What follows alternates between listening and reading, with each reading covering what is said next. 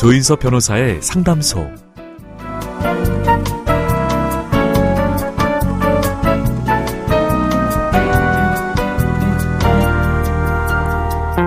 새 구두를 신었을 때 발 뒤꿈치가 까지고 발가락에 물집이 잡혀서 고생하곤 하죠.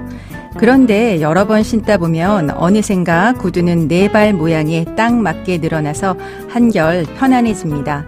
어쩌면 지금이 바로 그런 시기가 아닐까요? 구두가 내 발에 꼭 맞게 늘어난 것처럼 내 마음도 편안해지는 때가 올 겁니다. 그렇게 되면 봄길을 사뿐사뿐 걸어봐야 되겠죠. 조인섭 변호사의 상담소 지금 문을 열겠습니다.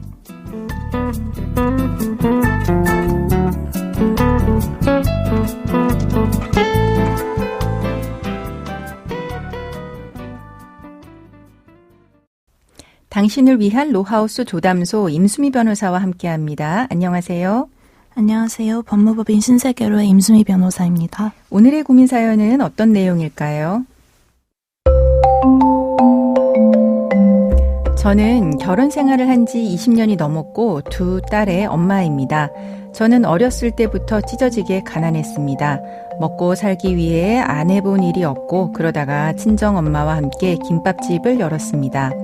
손맛이 있는 편이었기 때문에 김밥집은 금방 동네 분식집으로 자리 잡았습니다. 그런데 어느 날부터인가 허우대가 멀쩡한 남자 손님이 자주 찾아왔습니다. 그 남자는 분식집 오픈 시간인 아침 6시마다 와서 밥을 먹고 갔죠. 자주 보다 보니 서로 조금씩 알게 되었습니다. 이 남자라면 괜찮을 것 같아서 결혼을 결심했습니다. 그리고 곧바로 연년생 두 딸을 가졌죠. 그런데 아기가 생긴 이후에 남편은 크게 달라졌습니다. 술에 취하면 폭언과 폭행을 했고 술에서 깨면 용서를 빌었어요. 심지어 바람도 피웠지만 참았습니다. 사실 남편의 벌이는 꽤 괜찮았고 우리 아이들만큼은 풍족하게 키우고 싶었기 때문이었습니다. 그런데 최근 믿기 어려운 사실을 알게 되었습니다. 남편이 우리 아이들이 어릴 때 성추행을 한 적이 있었다는 겁니다. 저는 너무 충격을 받았고 스스로 원망했습니다. 제가 왜 참았을까요? 지옥불을 걷는 기분입니다. 이제 저는 결혼 생활을 끝내려 합니다. 하지만 두려운 마음도 적지 않습니다. 이혼을 결심한 저와 아이들을 위해 어떤 법적 조치를 취할 수 있을까요? 제가 법적으로 남편에게 책임을 물을 수 있는 방법이 있을까요?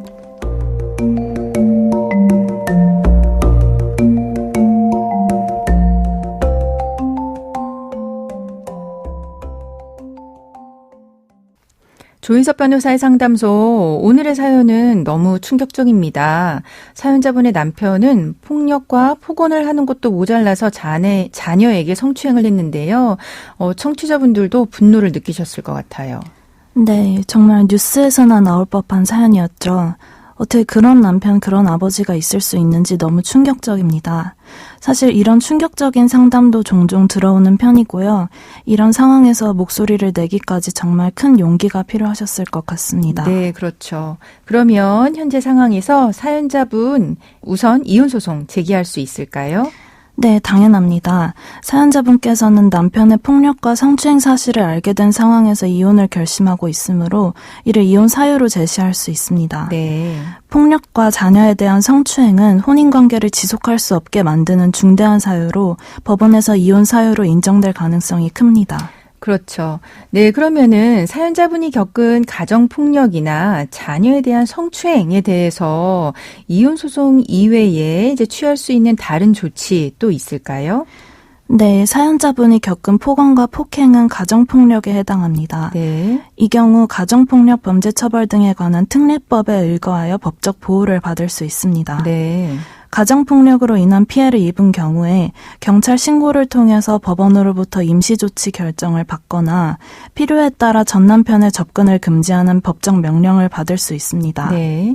경찰에 신고하여 사건을 수사하게 하고 전 남편에 대한 형사처벌도 가능할 수 있습니다. 네, 가정폭력에 대해서 이렇게 별도로 형사로 진행이 가능하고요. 네.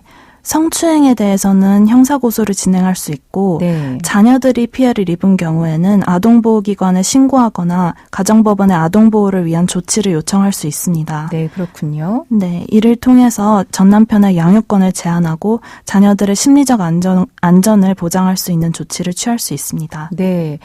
그런데 이제 사연자분이 시기 자체를 특정을 해주지는 않았지만 만약에 자녀들이 성인이 된 상태이고 성추행이 오래전에 있었던 일이라고 하면 공소시효가 지나거나 하는 문제는 없을까요?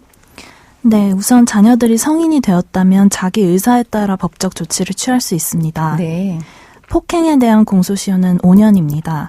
즉 사건이 발생한 날부터 5년 이내에 고소하지 않으면 공소시효가 도과되어 형사처벌을 받을 수 없습니다. 네, 이제 폭행에 대해서는요. 네, 다만 폭력 사건이 계속해서 반복적으로 발생한 경우라면 매 사건마다 공소시효가 새로 시작될 수 있으므로 반복된 폭력이 있었으면 고소할 수 있는 기회가 있을 수 있습니다. 네, 단순 폭행이 아니라 상해라고 하면 공소시효는 이제 7년으로 늘어날 수도 있고 또 흉기나 이제 흉기 이런 거를 이제 휴대해서 이제 가정폭력이 있었다라고 하면 또 공소시효는 10년으로 늘어날 수도 있으니까 상황에 따라서 적절하게 이제 적용하시면 될 것 같긴 한데요. 그러면 성추행 같은 경우는 공소시효 어떻게 될까요? 네, 성추행에 대한 공소시효는 원칙적으로 10년입니다. 네. 즉 사건 발생일로부터 10년 이내에 고소해야 하는데요. 하지만 성폭력 처벌 등에 관한 특례법 제21조에 의하면 미성년자에 대한 성폭력 범죄의 경우 공소시효가 다르게 적용됩니다. 네. 만약 피해자가 미성년자였을 경우 성인이 된 날부터 공소시효가 진행되기 때문에 피해자가 성인이 되기 전에는 공소시효가 진행되지 않습니다. 네, 그렇군요. 사실 근데 이제 오래전의 일이라 폭행과 성추행에 대한 직접적인 증거가 있을까 하는 생각이 들어요. 이런 경우에도 법적 조치 저희가 생각해 볼 수 있을까요? 네, 우선 법적으로 폭행과 성추행에 대한 직접 증거가 없더라도 법적 조치는 가능합니다. 다만 과거의 사건에 대해 직접적인 증거가 부족한 경우 피해자의 진술이 중요한 역할을 하게 됩니다. 네. 피해자가 경험한 상황을 입증할 수 있는 다른 정황이나 증거들, 예를 들어서 목격자의 증언이라든지 의료 기록, 정신적 피해를 입증할 수 있는 전문가의 소견 등이 중요하게 작용할 수 있습니다. 네, 그렇군요. 그럼 지금까지 상담 내용을 정리해보자면 사연자분은 남편의 폭력과 자녀에 대한 성추행으로 이혼소송 제기 가능합니다. 사연자분 가정폭력에 대해서는 임시보호 조치 등을 신청을 하시고 가정폭력으로 이제 남편을 처벌받게 할 수 있고요. 그거 이외에 성추행과 아동학대에 대해서도 별도로 형사고소 진행할 수 있다는 거 이제 알아두시면 될 것 같습니다. 지금까지 법무법인 신세계로의 임수미 변호사와 함께했습니다. 감사합니다. 조인섭 변호사의 상담소는 유튜브와 홈페이지를 통해서 다시 듣게 하실 수 있습니다. 궁금한 점이나 건의할 사항이 있으면 홈페이지 상담 게시판에 글 남겨주세요. 법무법인 신세계로에 따로 연락을 주셔도 좋습니다.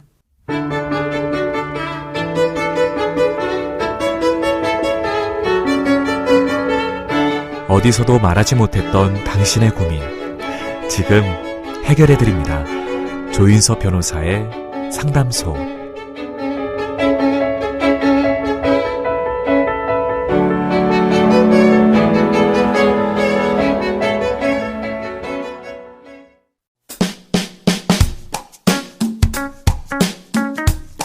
알아두면 쓸데있는 법률 이야기 알쓸법 시간입니다. 얼마 전에 미국 캘리포니아 고등법원이 스타벅스가 배달기사에게 우리나라 돈으로 약 727억 원에 해당하는 5천만 달러를 손해배상하라는 명령을 내렸습니다.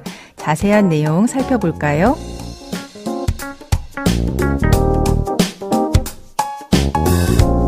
지난 2020년 미국 로스앤젤레스의 한 스타벅스 드라이브스루 매장에서 배달기사가 뜨거운 커피 석 잔을 받는 과정에서 사고가 벌어졌습니다. 음료의 뚜껑이 완전히 닫히지 않았고 쟁반에 음료가 제대로 고정이 되지 않아서 뜨거운 커피 한 잔이 운전석에 앉아있던 배달기사 무릎에 쏟아진 겁니다. 배달기사는 3도 화상과 함께 생식기에 신경 손상을 입어서 정상적인 활동이 어려워졌다고 하는데요. 애초에 스타벅스는 소송 전에 우리나라 돈으로 약 43억 원을 제안했지만 소송을 제기한 이후에는 430억 10억 원을 제안했습니다. 그러자 배달기사는 스타벅스의 사과와 정책 변경, 모든 스타벅스 매장에 고객에게 따뜻한 음료를 제공하기 전에 2번 확인하라라는 지시를 내려달라고 요구했습니다. 스타벅스 측은 이를 거부했고 결국 소송 끝에 법원에서는 우리 돈으로 약 727억 원의 손해배상금을 지급하라는 명령을 받았습니다. 스타벅스 측은 기사가 입은 피해는 공감하지만 배상금이 과도하다면서 항소할 계획이라고 밝혔습니다. 조인섭 변호사의 상담소, 조담소는 언제나 당신과 함께합니다. 끝곡으로 애냐의 오리노코 플로우 들려드리면서 저는 이만 인사드립니다. 지금까지 로이어 조인섭이었습니다.